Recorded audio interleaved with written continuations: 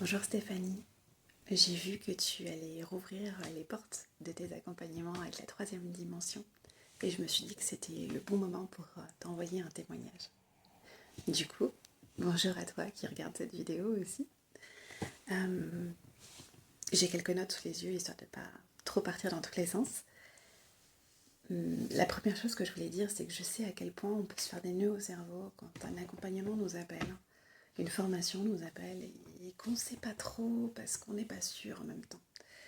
Alors je ne sais pas si dans ta situation c'est le bon choix pour toi ou pas, par contre je peux te parler de mon expérience. Des années avant de rencontrer Stéphanie, vers 2008, j'ai suivi une formation avec mon centre de gestion, une formation sur le livre journal de recettes dépenses.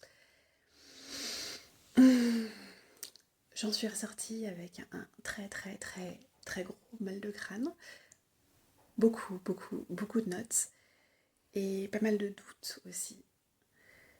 Par la suite, j'ai réussi à remplir, grâce à mes notes et avec beaucoup d'anxiété, mes obligations légales.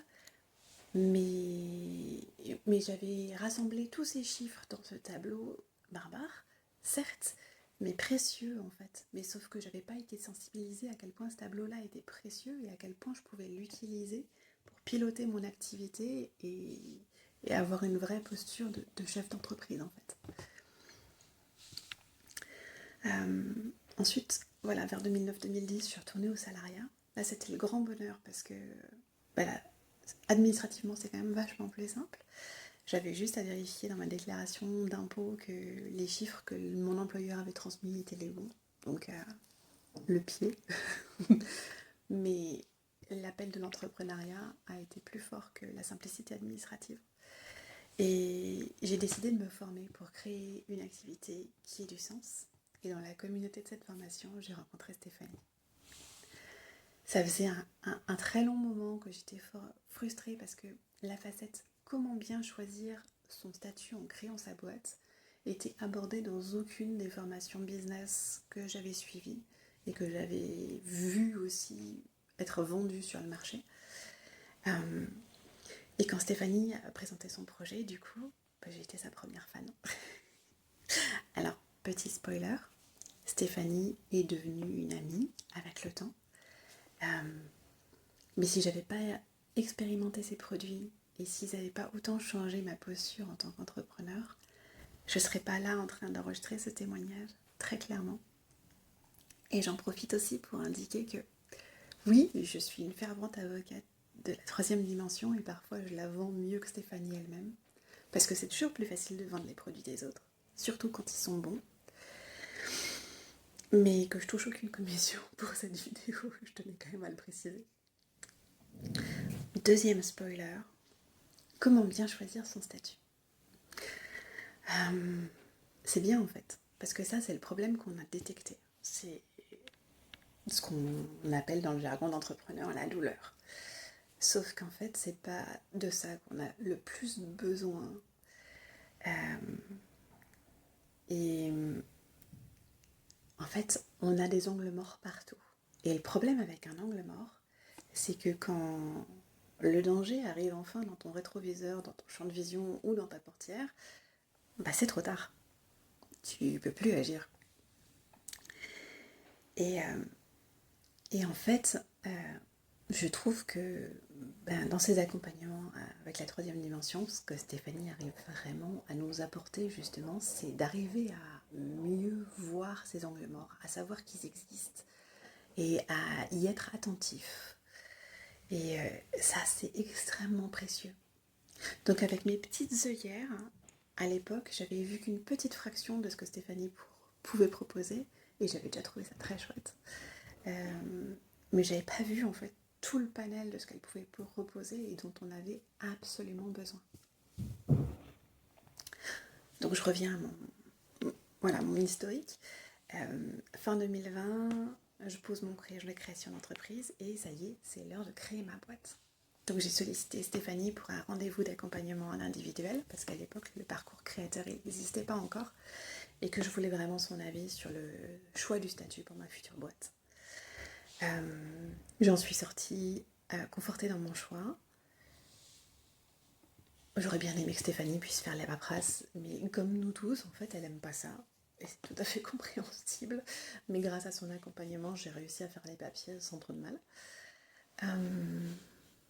Et j'avais bien entendu par contre ces gros doutes quant à mon provisionnel, un chouïa optimiste, mais toutes ces années d'expérience en tant que, voilà, dans le domaine du chiffre, à accompagner les entreprises, ont absolument pas fait le poids par rapport à l'aplomb immense de mes formateurs marketing qui me disaient que si, 200 ventes pour ta première année, c'est très réaliste, large. Et j'étais d'autant plus confiante que les mecs ils font des promesses du type 10 cas par mois en suivant notre méthode, donc générer un SMIC, fastoche. Bref. Début 2021, Stéphanie a lancé son premier parcours entrepreneur. Et là, il s'est passé un truc un peu bizarre. Je suis pas sûre que Stéphanie soit au courant d'ailleurs, mais quelque chose m'a poussée à m'inscrire. Alors qu'au fond de moi, j'étais convaincue que en fait, j'avais pas vraiment besoin de son accompagnement, que je savais déjà tout ce que j'avais besoin de savoir pour le pilotage de mon activité, mais en même temps que voilà, ce serait peut-être intéressant de creuser le sujet, d'approfondir. Parce que globalement, j'avais résolu mon problème de statut, j'avais créé ma boîte et j'avais toujours précieusement sous le coude les notes de ma formation sur le livre journal de recettes dépenses. Donc l'ensemble des problèmes que j'avais identifiés étaient couverts. Et malgré le budget conséquent de la formation en tant que jeune créatrice, et malgré ma conviction de savoir que je savais déjà tout ce que j'avais besoin de savoir, je ne sais pas pourquoi, j'ai décidé d'investir dans ma boîte en rejoignant le parcours entrepreneur.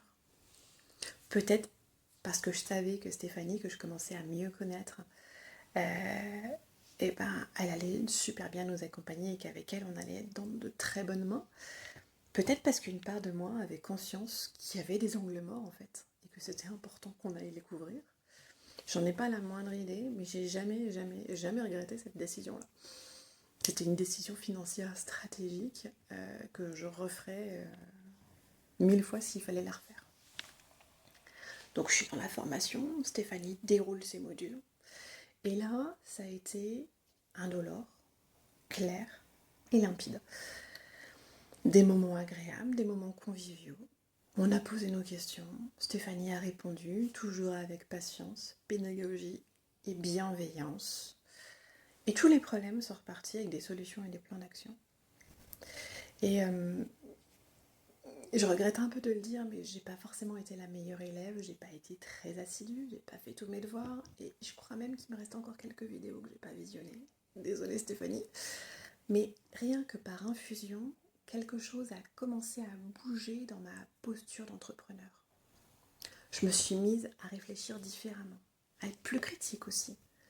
Quand tel formateur parle de retour sur investissement sur sa formation en 3 mois, je me dis que c'est bien gentil, mais que j'ai généré autant de chiffre d'affaires que le prix de la formation, c'est pas un retour sur investissement, parce que c'est pas générer autant de bénéfices en fait. Et que c'est quand même une confusion de base. Et quand les grands marketeurs font miroiter des réussites clients en disant que machin génère 150 000 € par an avec seulement 3 heures de travail par semaine, exemple fictif, j'exagère un peu, moi je demande à voir les chiffres en réalité, parce qu'on ne sait pas quelles sont les charges. On peut faire 150 000 € de chiffre d'affaires par an et être en déficitaire en fait. Ça veut rien dire. Donc Stéphanie, elle a vraiment raison en fait. Il suffit de regarder les chiffres d'une boîte pour connaître son histoire. Et ça c'est valable pour notre propre boîte aussi. Parce qu'en mettant ma casquette de gestionnaire et en allant examiner mes propres chiffres, pas juste le solde de mon compte, je me suis rendu compte que, alors que je pensais que tout allait bien, tous mes voyants étaient au rouge. Ça clignotait dans tous les sens. Parce que j'ai injecté très régulièrement, mais au coup par coup, de l'argent depuis mon compte épargne sur le compte de la boîte. Mais j'avais pas suivi en fait combien j'avais mis au total, un chouïa risqué. Et Et je pensais vraiment que tout allait bien et que bientôt j'allais pouvoir me payer, alors qu'en réalité, je couvrais même pas mes charges. Au final, en regardant les chiffres de près, je me suis rendu compte que pour chaque euro de CA généré, j'avais injecté 3 euros de matière libre, bilan comptable négatif. Oups. J'avais passé une année à investir tranquillement et j'avais choisi le statut adapté parce que c'était mon objectif aussi. Et ma compta, elle racontait l'histoire d'Émilie, grande accro aux formations en ligne et aux formations marketing, qui a cru qu'elle avait une entreprise, mais qui avait en réalité un loisir très coûteux. Ouais, ça pique. Alors ça a été une bonne petite claque, mais en même temps, si je n'avais pas pris conscience de ça,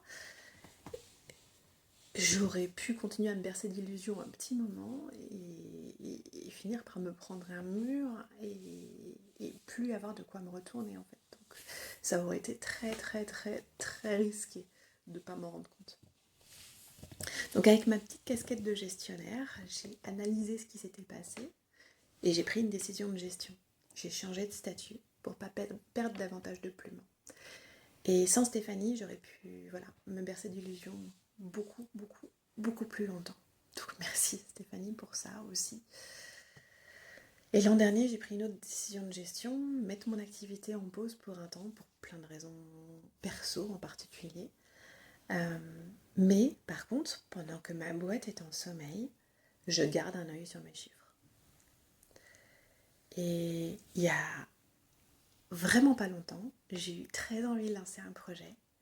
Et il m'a fallu moins d'1 heure de réflexion sur le papier pour voir s'il était viable ou pas, sans aller reprendre mes notes.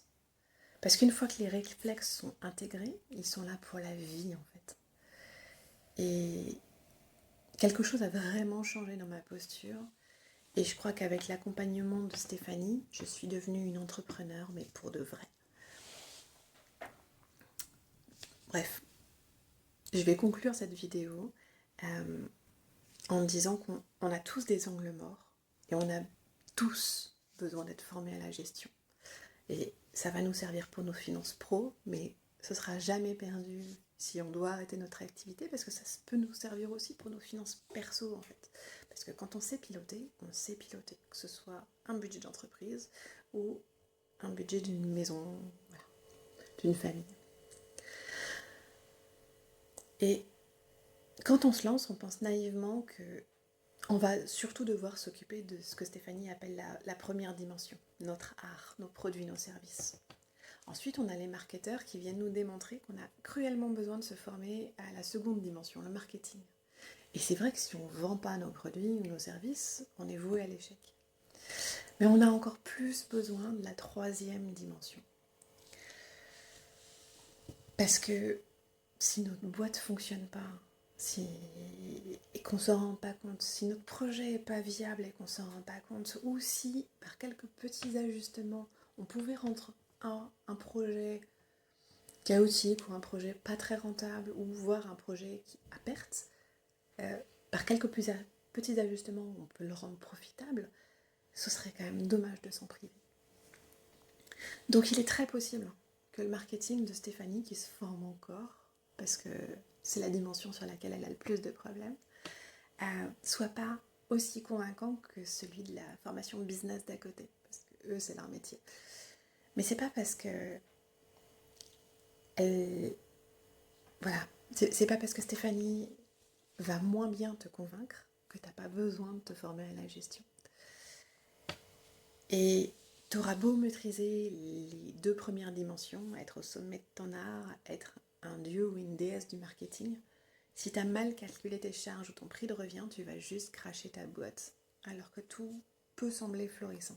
C'est juste trop dommage de mettre autant d'énergie et autant d'espoir et d'investissement dans quelque chose pour que ça ne fonctionne pas ensuite. L'autre chose importante, c'est que les chiffres, la gestion, c'est un peu pénible, on est tout à fait d'accord là-dessus. Et de prime abord, ça donne envie de partir en courant. Mais tant qu'à te former à la gestion, fais-le avec Stéphanie en fait.